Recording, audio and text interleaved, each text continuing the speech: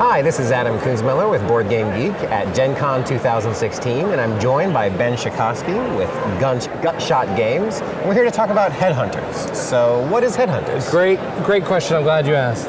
Headhunters is, this is Badru. He's a headhunter.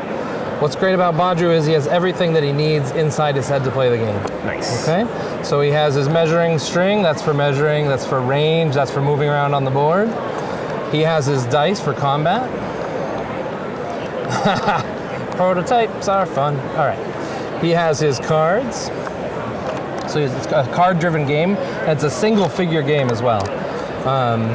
So the cards are used for, there's cards that are terrain that will be on the table, and you move around and through them and into them. There's also cards that you draw and play from your hand. So is each of these different figures a different game? It's the same game, they have different cards. Gotcha. So the dice and the string and the platforms are all the same, but all the cards are unique art, unique text boxes for the figure. The acronym HEAD stands for Heroes of Every Age and Dimension. As you can tell, we sort of have a robot, we have a space marine guy, she's a witch bird, she's from Mexican mythology, she's an Amazon, and we have a wizard, and then we're going to show him, I sort of spilled the beans on him. And there are 10 total headhunters, and it's not collectible, it's expandable, so you can buy whichever ones you want. And then do their tiles mix and match? Yes, yep, okay. Absolutely.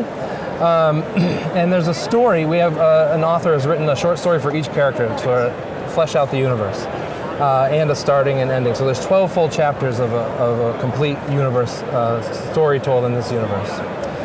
So what's the game consist of? What are we doing with these tiles? Great question. All right, so the gameplay is, like I said, card-based. So you're going to have your deck of cards. We're each going to have a deck of cards. And the first thing we're going to look for is the health cards, which are right here. All right, so the health cards are the most important thing. Okay? So you start with everyone has 5 health.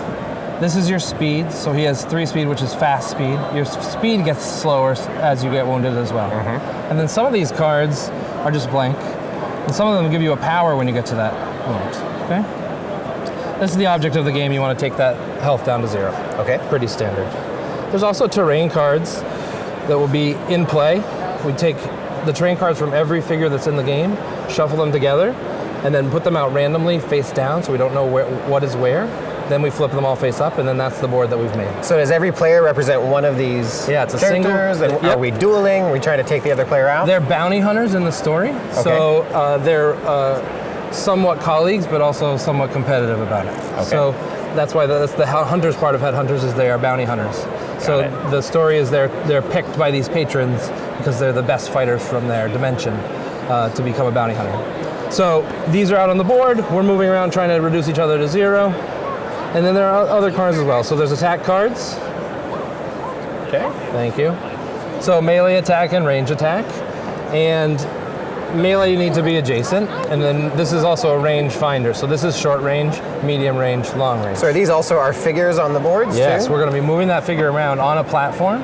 This gives us some amount of precision without having an entire board. So when she's on that space, that's the hex she's fulfilling. If I wanted to melee her, I would need to be next to her. I could range attack her from over here. Say he has a pulse rifle, he would shoot her. Okay. This measures range. This measures line of sight. It also is for your movement. If you see if you can make a move or not. And how many people can be playing at once? 2 to 4. It's very good with 2. It's very good with 3 and 4. You can do teams as well. You could be teams of 2 on 2. Defense cards. There's defense cards, attack cards, movement cards. Special cards, these just do whatever they say on them. Movement cards are special moves. You can move normally in the game, but it's just you just move your speed and that's it. These are better moves. And then there's also units. Badru is this guy. He calls upon the god Set himself to join the battle. So this hex will go on the board and move around and attack. And that represents for Badru. Set himself. Yes, exactly.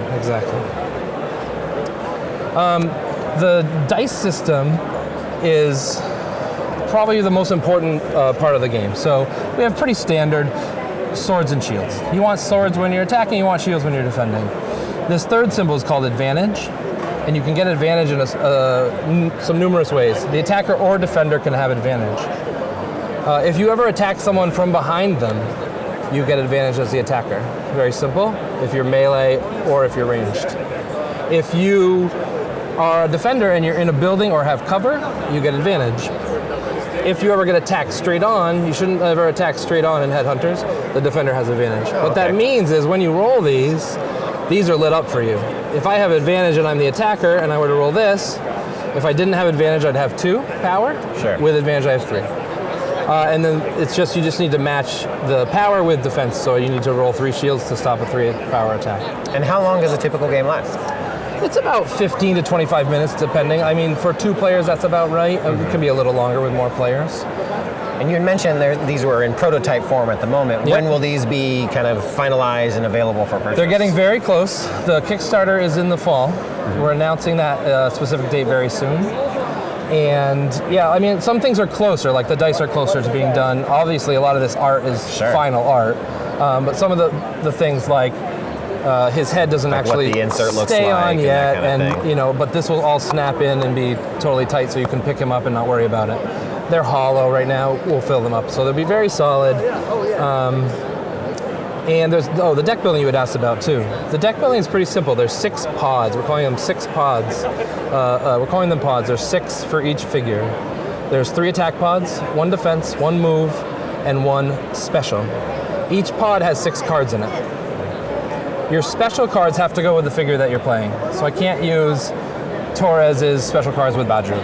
Got it. All the other pods you can mix and match to your heart's content. So as long as you have 3 attack pods, 1 defense, 1 move that you're mixing and matching.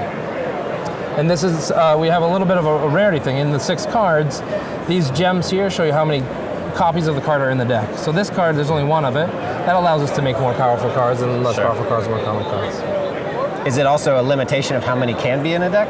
There's no, your pod is either in or out of the deck. So you're taking these 6 cards, yes or no. If you're putting them in, you get all 6 cards. As designers, it allows us to design the pod sort of insularly, which is really nice, so it can work with itself without being too much of a development constraint. All right, well, thanks again, Ben, for walking us through Headhunters. And once again, when's the Kickstarter going live? Kickstarter's this fall. We'll announce the date very soon. All right, thank you again. Thanks a lot.